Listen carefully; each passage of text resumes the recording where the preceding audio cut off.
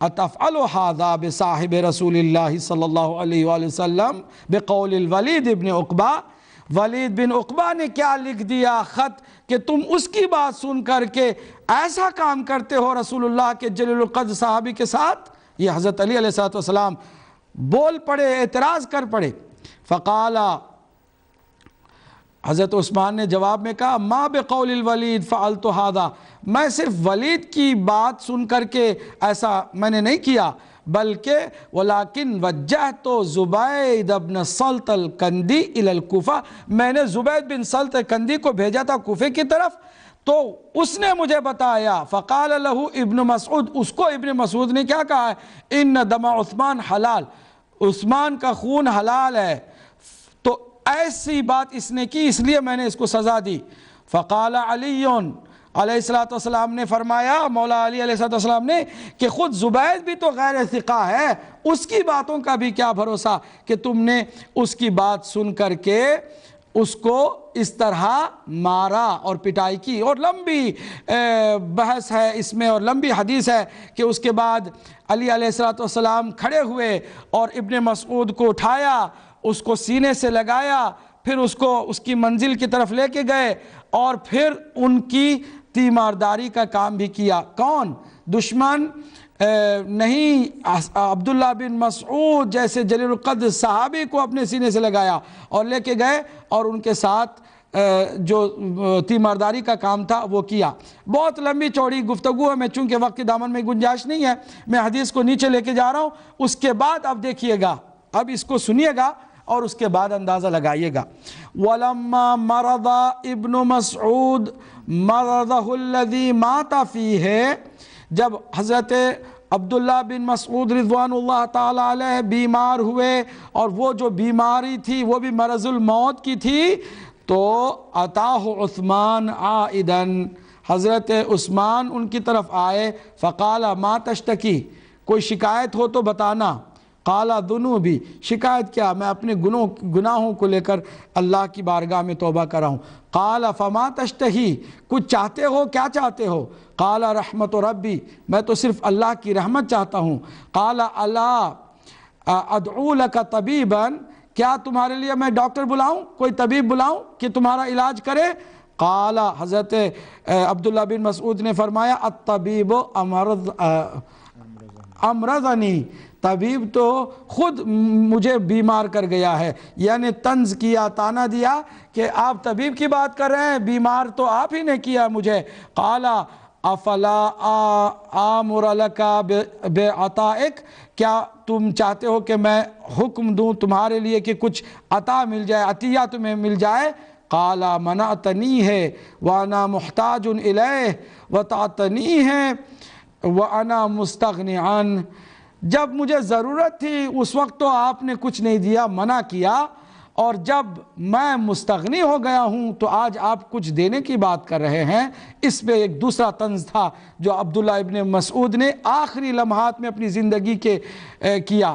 اس کے بعد قال یکون لولدک، میں جو عطیے کی بات کر رہا ہوں تمہارے لیے تو تمہاری اولاد کے لیے ہو جائے گا، یہ تمہارے اولاد کے لیے، ایک طریقے کی وہ کچھ ان کو خوش کرنے کے لیے کوشش کر رہے تھے، دوسرے لفظوں میں انہیں کچھ دے کر کے راضی کرنے کی کوشش کر رہے تھے۔ لیکن دیکھیے حضرت عبداللہ ابن مسعود کا ایمان، آخری لمحات میں فرماتے ہیں قال رزقہم علی اللہ، میری اولاد کا رزق اللہ پر ہے، اللہ اس کا ذمہ دار ہے، وہ ضرور ان کے رزق کو فراہم کرے گا، لہٰذا مجھے تم سے لے کر دینے کی ضرورت نہیں ہے۔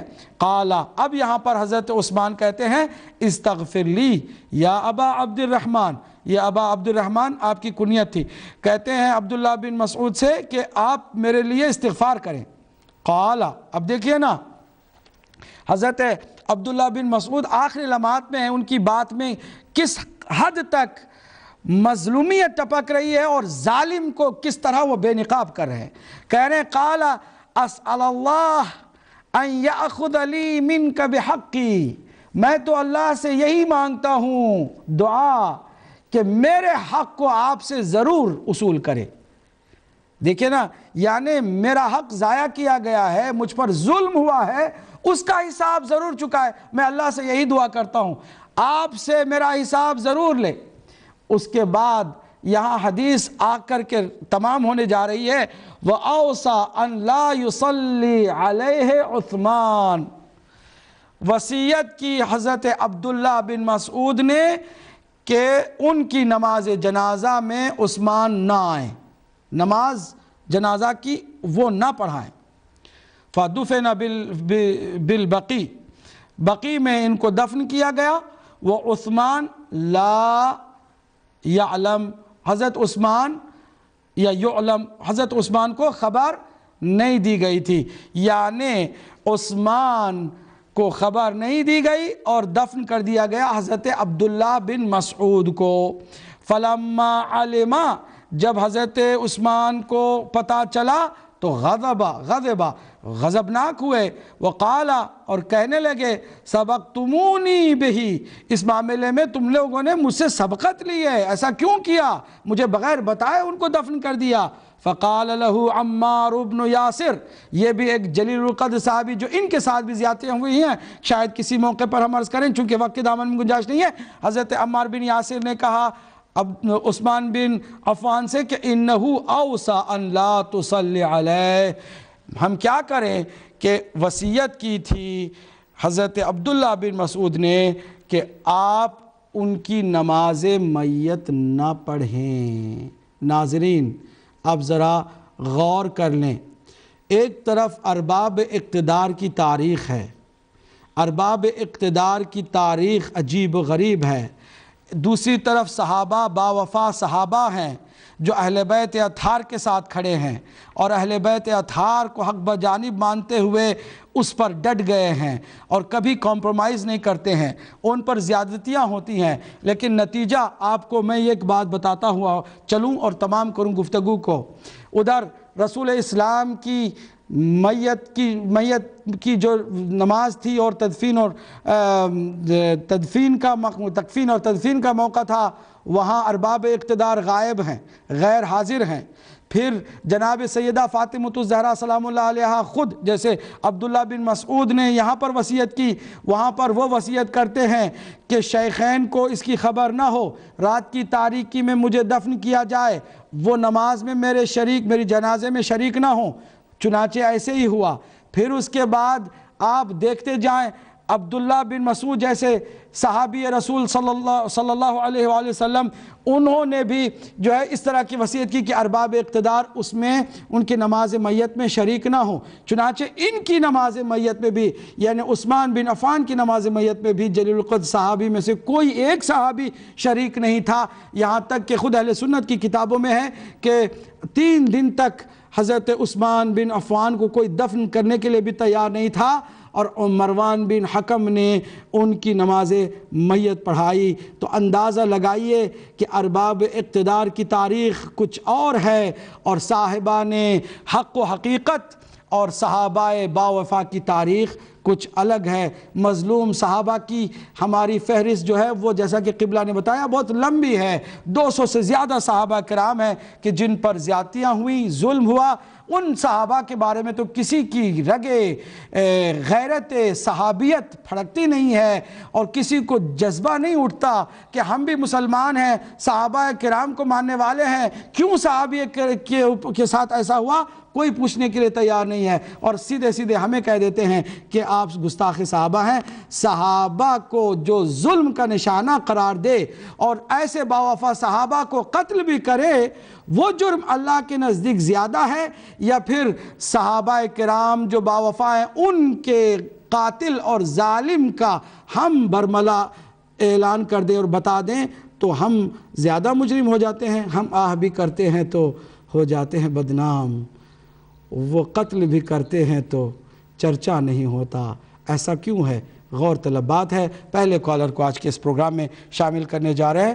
عبد الرزاق صاحب اہل سنت سے ہمارے بھائی ہیں، ان کو ہم ویلکم کرتے ہیں۔ جی السلام علیکم ورحمۃ اللہ۔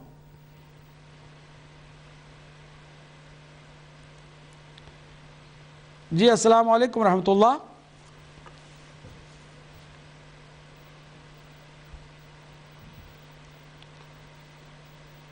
السلام علیکم ورحمۃ اللہ۔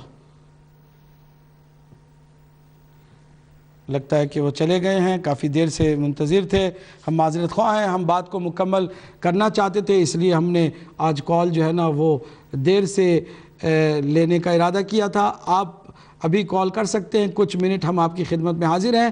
کوئی بھی ہم نے جو حوالے دیے اس سلسلے میں جو آج کے موضوع سے متعلق کوئی ہو، آئے جو صحابہ کرام کی محبت کا دعویٰ کرتے ہیں، آئیں اور مظلوم صحابہ کا بھی ذرا سا ذکر سنیں اور اس میں شریک ہوں۔ جی اگلے کال کو شامل کرتے ہیں، مظہر صاحب ہیں برمنگھم سے، ان کو شامل کرتے ہیں۔ جی السلام علیکم ورحمۃ اللہ۔ السلام علیکم جناب، میرا نام مظہر جنجو ہے۔ میں نے پروگرام تو بعد میں شروع کیا ہے دیکھنا، جی لیکن میں متع کے بارے میں معلومات لینا چاہتا تھا۔ ابھی فی الحال متع کے بارے میں انشاءاللہ جب ہماری گفتگو ہوگی اس میں ضرور آپ کے سوال کو نوٹ کریں گے، اور یہ ایک قرآنی حکم ہے جو کہ قرآن مجید کے اندر موجود ہے، جس کو پھر وہی ارباب اقتدار نے اپنی مرضی سے دین اور شریعت سے نکال دیا تھا۔ اس کی تفصیل انشاءاللہ اگلے کسی پروگرام میں ہم پیش کریں گے۔ ویسے اس سے پہلے بہت ساری دفعہ ہم نے اس پر گفتگو کر لی ہے۔ انشاءاللہ اگر کوئی سوال آج کے موضوع سے متعلق ہو تو فرمائیے گا۔ چلیے چلے گئے، کوئی بات نہیں، اگلے کالر کو ہم شامل کرتے ہیں اگر کوئی کالر ہیں تو۔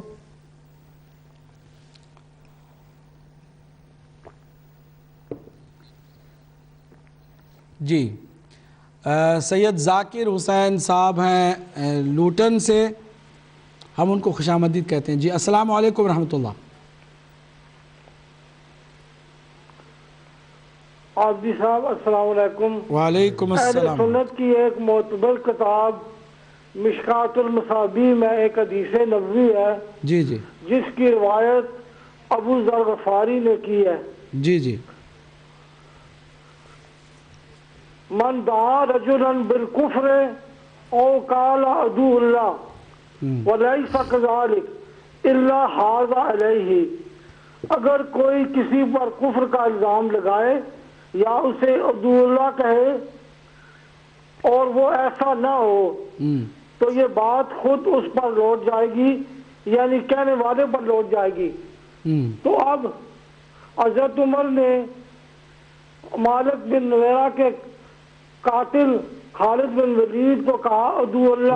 ولید بن اب اس حدیث کے مطابق خالد جو بن اہل ولید، سنت کی کتابوں کے مطابق ہے، وہ خالد بن ولید جو ہے وہ عدو اللہ ہے۔ اور یہ حدیث بھی حضرت عمر جانتے ہوں گے کہ جو کسی کو عدو اللہ کہہ کر پکارے اور اگلا نہ ہو تو بات اس پر لوٹ جائے گی، اس کے باوجود آپ نے فرمایا اسے عدو اللہ۔ بے شک، بہت عمدہ آپ نے۔ ایک اور بات یہ ہے، اسود الغابہ فی معرفت صحابہ میں ایک اور صحابی، ایک اور شخص حضرت عثمان کا رضائی بھائی ابو یحییٰ عبداللہ بن سعد تھا، جو مہاجر بھی تھا، کاتب وحی بھی تھا اور وہ مرتد ہو گیا تھا، اور یوم فتح مکہ رسول پاک نے اس کے قتل کا حکم دیا تھا۔ حضرت عثمان اس کو لے کر رسول پاک کے پاس پہنچے تو آپ نے صرف خاموشی اختیار کی، مگر اپنے دور خلافت میں حضرت عثمان نے اسی کو